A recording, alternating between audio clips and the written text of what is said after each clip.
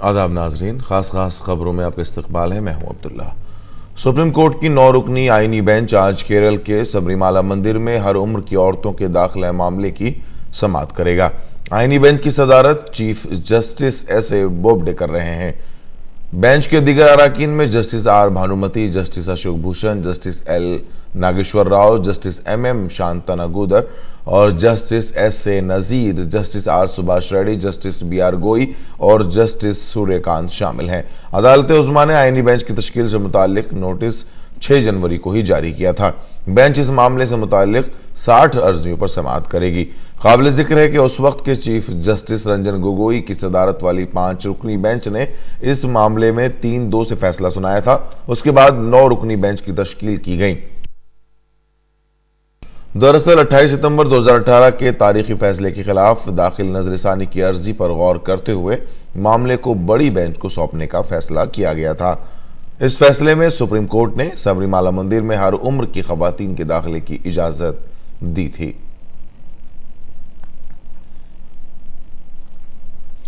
मुल्क की मौजूदा सियासी सूरत हाल के मद्देनजर कांग्रेस ने आज अपोजिशन की जमातों की मीटिंग बुलाई है। इस मीटिंग में बहुजन समाज पार्टी शामिल नहीं होगी। बीएसपी की सरबराह मायावती ने ट्वीट करके कहा है कि राजस्थान में कांग्रेस का रवैया पार्टी के जज्बे के मुताबिक नहीं है। तृणमूल कांग्रेस सरबराह और मगरबी बंगाल के वजीर आला ममता बनर्जी पहले ही इस मीटिंग में आने से इनकार कर चुकी हैं।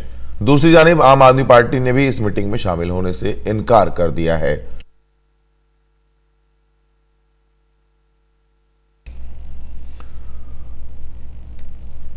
पांच जनवरी को जेएनयू में चेक शर्ट पहने और हाथ में डंडा लिए नकाबपोश लड़की की पहचान दिल्ली पुलिस की क्राइम ब्रांच ने कर ली है। पुलिस आज उसकी शनाख्त जाहिर कर सकती है।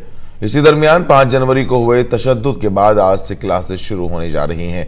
जेएनयू के vice chancellor M Jagdish Kumar ने भी यूनिवर्सिटी में आज से क्लासेस शुरू होने की बात कही है।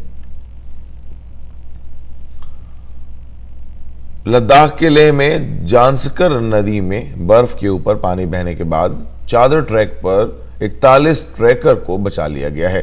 बर्फ के ऊपर पानी के बहाव की वजह से टिब और यार्क कैंपों के दरमियान ये ट्रैकर्स फंस गए थे।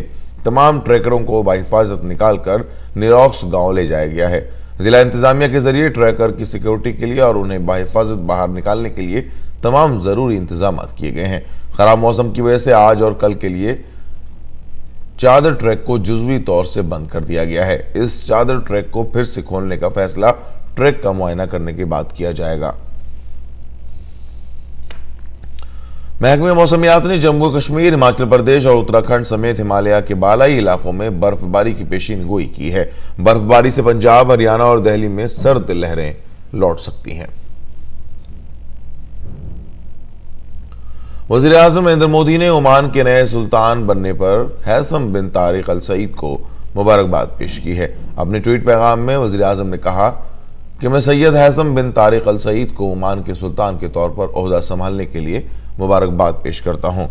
मुझे यकीन है कि उनकी क़यादत में ओमान तरक्की और खुशहाली की तरफ गामज़न होगा और आलमी अमन के लिए ताउन करेगा।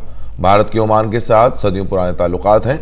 हम अपनी स्ट्रेटेजिक शराकत दारी को मजबूत करने के लिए सैयद हैसम के साथ काम करने के लिए तैयार हैं।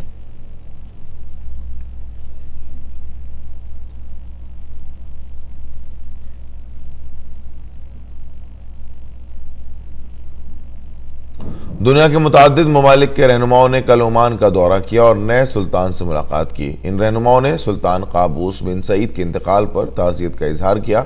तवील अरसे तक मुल्क में हुक्मरानी करने वाले सुल्तान काबूस बिन सईद के इंतकाल के एक रोज बाद नए सुल्तान का ऐलान कर दिया गया था।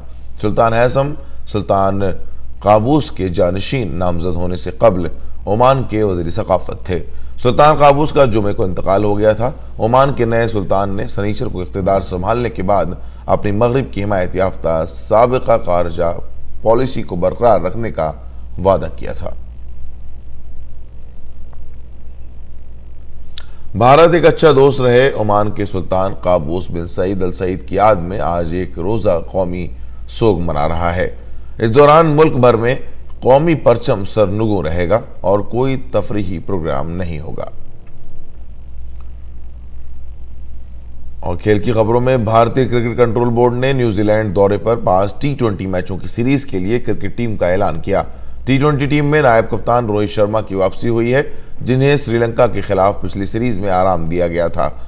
नौजवान विकेटकीपर संजू सैमसन को मौका नहीं मिला है। मोहम्मद शमी की भी टीम में वापसी हुई है। इस वक्त की अहम खबरों में फिलहाल इतना ही। इजाजत दीजिए। आदाब।